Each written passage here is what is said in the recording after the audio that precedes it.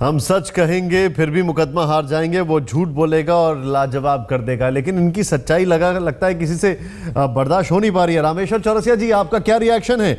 नैतिकता का मापदंड स्थापित कर दिया है नीतीश कुमार ने, जेडीयू के उनके अली अनवर कहते हैं ये। हेलो, सुन लीजिए, सवाल यहाँ विकास का है। जनता ने हमें विकास के लिए चुना था, हमारे साथ से तो अच्छा विकास हो रहा था। 1.5 साल से बिहार में कोई विकास नहीं हो रहा है जब से हम अलग हुए हैं। तो ये कौन सा नैतिक मूल्य है? जनता को आप धोखा दे रहे हैं, यही आपका नैतिक मूल्य है? सांप्रदायिकता का रट लगा रहे हैं। हमारी किसी सरकारों में कोई दंगे नहीं हुए फिर भी हमको दंगाई कहते हैं, यही आपका नैतिक मूल्य है? आपको अच्छा कहना ये नैतिक मूल्य है? अरे अच्छा है, आपको जनता कहे दुनिया कहे तो नैतिक मूल्य में समझ सकता हूँ। हमारे यहाँ कहते हैं ना, अपने मुंह मियां मिट्ठू। अब यही बयानबाजी चलेगी इन लोगों की। इसीलिए देखिए, ये हिम्मत भी हार चुके हैं। छोड़िए चुनाव हारने की बात, राजनीति में जब आदमी हिम्मत हार जाता है तो वो समाप्त हो जाता है, और ये उनके पराभव। और आपको मैं बात बता देता हूँ, ये कभी खड़े नहीं हो सकते अब राजनीति में। ये हमेशा दूसरों के सहारे रहे हैं। लालू जी के खासम खास होते थे, तब जाकर के वहां मंत्री बने। अटल जी के खासम खास हुए तो हमने मुख्यमंत्री बना दिया। हमारी 68 सीटें थी, इनकी 33 सीटें थी। तो जब आदमी प्रिंसिपल की बात करता है और सेवा की बात करता है लेकिन करता कुछ नहीं है, हमने तो उनको मौका दिया, भैया विकास करो। हम तो उनके सहयोगी थे, उनके जात पात में बांट रहे थे बिहार को, फिर भी हम खून का घूंट पी करके रह गए। ये हमारी फितरत में नहीं है जात पात में बांटना, मतलब में बांटना। लेकिन बिहार के विकास के लिए हम उनके साथ थे। तो आप एक बात बताइए मुझे रामेश्वर चौरसिया जी, क्या आप बिहार में चुनाव के लिए तैयार हैं?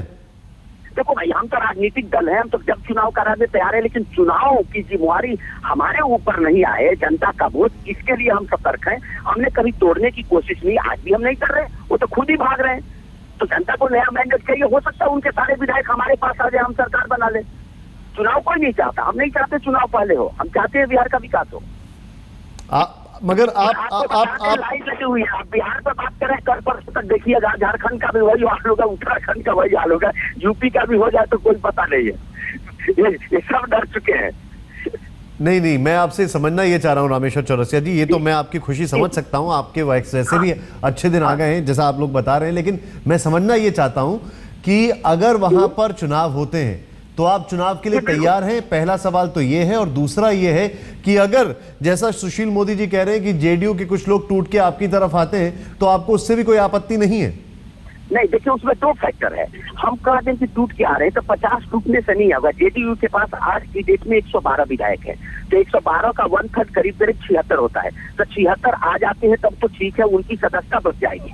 टूट के आते हैं 50 तो उनकी सदस्यता चली जाएगी, तो उसका क्या मतलब होगा? कोई अपनी सदस्यता नहीं खोना चाहता। तो ये उनके विधायकों पर डिपेंड करता है कि कितने वो हमारे साथ आते हैं। अगर बिहार का विकास कर चाहते हैं और पूरी हमारे साथ आते हैं तब तो सरकार बनाने में कोई दिक्कत नहीं। क्यों? वो हमारे सहयोगी रहे, हमारे साथ जीते हैं, हमारे वोट से जीते हैं, हमें इसमें कोई ऑब्जेक्शन नहीं होगा। दूसरा, अगर वो नहीं आते हैं तो चुनाव में जाना है तो हम चुनाव की, देखिए लोकसभा की तैयारी की, हम तो किसी चुनाव के लिए तैयार रहते हैं हमेशा। इसमें कोई दिक्कत हमें नहीं होगी और हम पूरी मेजोरिटी के साथ बिहार में सरकार बना लेंगे। जी रामेश्वर चौरसिया जी, बहुत बहुत शुक्रिया। उसका एक उदाहरण है, जहाँ स्टेट में भी सरकारें रही है, हमने विकास करके दिखाया है, तो लोगों को विश्वास बढ़ा है नरेंद्र मोदी जी के नेतृत्व में और भाजपा के नेतृत्व में। जी, बहुत बहुत शुक्रिया हमसे बातचीत करने के लिए। आप